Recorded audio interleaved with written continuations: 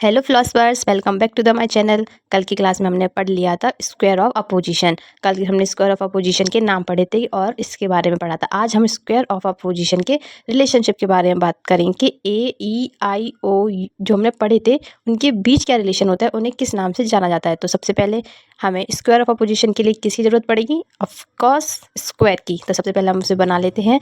तो अभी एक स्क्वायर बनाते हैं। अब इसको क्रॉस करते हैं बीच में से। अब इनके नाम देंगे ए ई आई और ओ।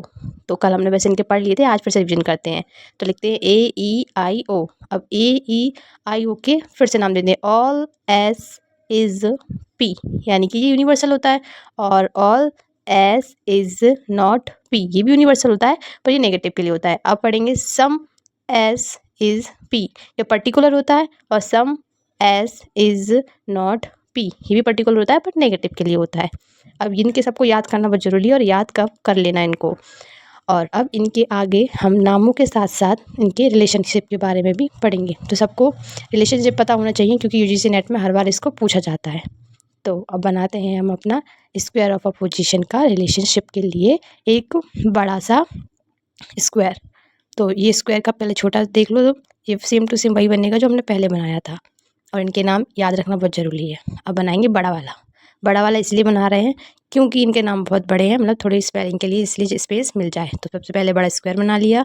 अब इसको बीच में फिर से ए ई आई ओ। अब इनके नाम देने के बाद इनके बीच जो संबंध होगा ए और ई के बीच, उससे बोलेंगे कॉन्ट्ररी, यानी CONTRARY, इसकी स्पेलिंग हो गई। और इन्हीं के नीचे सेम टू सेम आई और ओ को बोलेंगे सब कॉन्ट्ररी। सब कॉन्ट्ररी मतलब कि इसका ही उपभाग है, यानी कि सब पार्ट है। और ए और ओ ये दोनों के बीच बहुत मतलब क्रॉस होता है और इसको बोलेंगे कॉन्ट्राडिक्टरी, है, हमेशा एक दूसरे को कॉन्ट्रा करते हैं। यानी अगर एक ट्रू होगा तो दूसरा फॉल्स होगा, और दूसरा फॉल्स होगा तो पहला वाला ट्रू हो जाएगा। और आई और ई के बीच भी सेम होता है, इसलिए इनके रिलेशनशिप को भी बोलते हैं कॉन्ट्राडिक्टरी।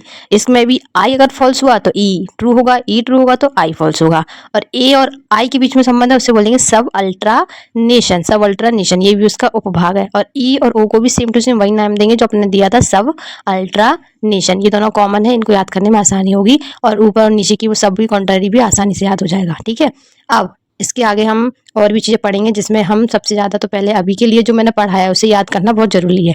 याद नहीं करोगे तो भूल जाओगे, और भूल जाओगे तो फिर आगे जो भी मैं पढ़ाएंगे वो तुम्हें समझ में आएगा नहीं। तो आज के लिए इतना ही। आगे हम नेक्स्ट क्लास में पढ़ेंगे और नेक्स्ट क्लास के लिए तुम्हें प्रिपेयर होकर आना है। तुम्हें सब कुछ याद करना पड़ेगा, जितने भी इनके नाम हैं, जितने भी इनके रिलेशनशिप है, तो हम आगे लॉजिक को और समझ पाएंगे। और याद करना इसलिए भी बहुत ज़रूरी है क्योंकि अगर ये याद नहीं करा तो हर साल यूजीसी नेट में एक क्वेश्चन तो आता ही आता है। मतलब ये क्वेश्चन तुम्हें करनी पड़ेगा जो 2 मार्क्स का आता है, और नेगेटिव मार्किंग है नहीं इसकी, तो इसको कर लेना।